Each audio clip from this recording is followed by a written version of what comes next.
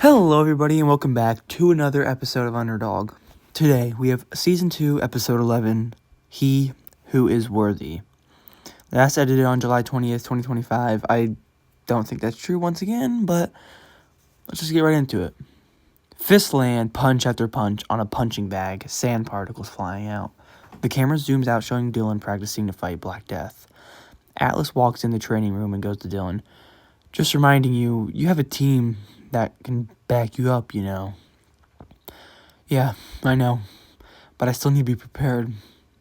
Why aren't you training? Because we've been super close to beating him before. We'll be okay. Pathetic. Atlas scoffs and walks out the room. It cuts to a waitress handing out drinks to a table. It zooms over to Atlas and Dylan sitting at a table. Glad to stop training? I couldn't care less about being here. Dude, you need to lighten up. Your mind is distracted. How can yours not be? Because I have confidence. I'll have more confidence once I know I'm ready to fight him, and not just running in there wild. Alright, whatever, let's just try and go and have a pebble hits the window they're sitting by. Both look out and see BD wagging his finger for them to come over to him. They look at each other and raise their eyes. It cuts to them standing outside walking towards BD. Hello, boys. What could you possibly want? Off to a great start, clearly. Black Death, do you ever think to just get straight to the point? No, but I wanted to fight. Finally get this shit over with. Great idea. Dylan whispers to Atlas. Told you the training would come in handy. Atlas rolls his eyes. BD steps back and cracks his fingers. Well, all right. He calls his scythe. Let's get started. The music crescendos and cuts to black. Zara's sitting at a bowling alley looking at her phone. Zara walks up to her. Oh, hey. You wanted to bowl? No, wanted to show you something. It's outside, though. So why do we meet inside? I don't know, 'cause it's cold in October, idiot. They walk outside. Look at that manhole cover. She points at a manhole cover that's shaking rapidly. What the hell? My idea is someone trying to blast them open with turning up the water pressure. Okay, but who and where? We can track it through the pipes. She swirls her hand, revealing the pipes underneath the ground. It leads to the old water pump place. Well, let's go. It cuts back to Dylan and Atlas fighting BD. They seem tired with their suits being ripped and torn. Boys, just give up. Let me take over the city. It'll be for the greater good. Trust me. What possibly could make us trust you? Absolutely nothing.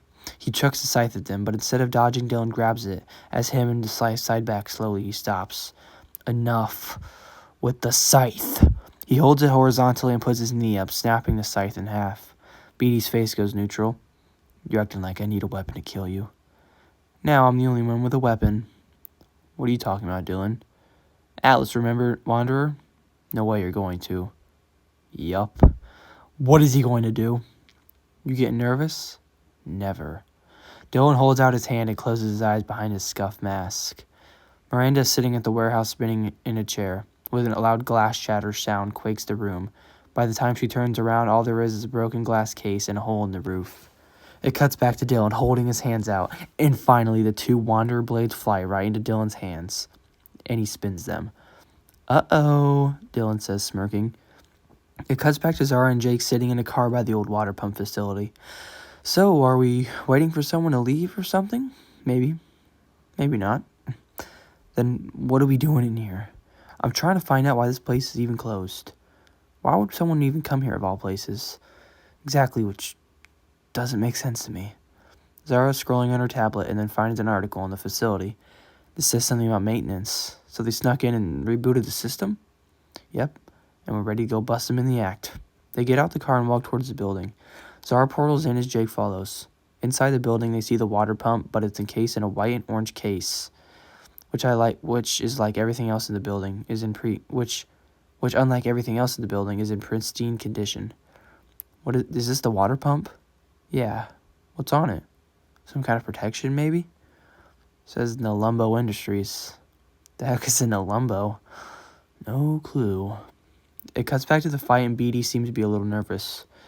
Cool blades. Dylan throws them in the air. It zooms in on the symbol on the blade. It glows blue. The blades stick in the ground and shoot an ice spike right where BD was standing, sending him airborne. Dylan leaps up and pierces BD's bony rib with the left blade. Dylan puts Beatty below him as they fall. Once they make impact with the ground, Dylan squeezes the other blade in tightly and starts to pry Beatty's rib cage open. Dylan screams as he exerts all of his power, but before Dylan can pry it fully open, Beatty smacks him to the side. Atlas walks up to Beatty. Black Death, why do you keep fighting us? You haven't succeeded once. Listen, it's all part of his plan. Whose plan? The one who created you. Dylan. Well, your powers, at least. What are you talking about? You'll understand one day. Beatty snaps his fingers and ravens haul him away. Why does he fight us and just leave every time? I don't know. Also, what the hell is he talking about? Look, let's just get back to the warehouse and talk about it with the team. It cuts back to Zara and Jake following a pipe attached to the water pump. Eventually, they find out it goes into the sewer grate. You want to go in? I feel like we have to. Don't make me regret this, Zara. Zara lifts up the grate and pushes it to the side. They both climb down the ladder and into the sewer. Inside, they continue to follow the pipe until they reach a dead end. The pipe just goes into the brick wall with no sign of a door or entrance. Well, shit. All that for nothing. No. Hold your horses.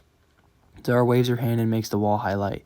From this, she finds a hidden switch opening the brick wall. Zara gives Jake a told you so look. Inside, the walls are white with lines of orange, similar to the pump's casing. When we went to an old water pump factory, this is not where I expected to end up.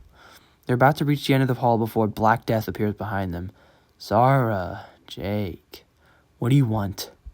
How did you find this place? What makes you think I'd tell you? Listen. Beatty holds his hand out and Zara gets pulled to it. He holds her up. Don't even try using your powers. I've silenced them.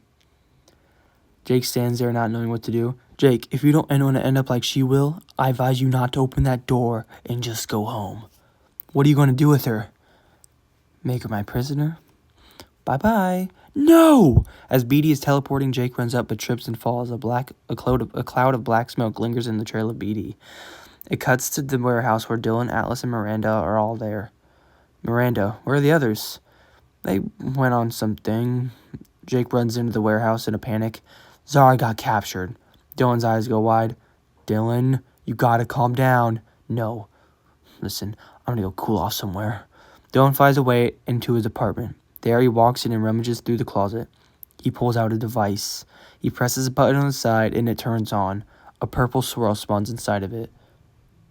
Black Death, you're in for one ass kicking, he says as he walks into the portal, teleporting to the Death Realm. End of episode 11. That one was actually pretty good, but it was really short. It was too short. It could have been, if it was longer, that could have really been a good one. Honestly, I felt like it was way too short. But thank you for watching.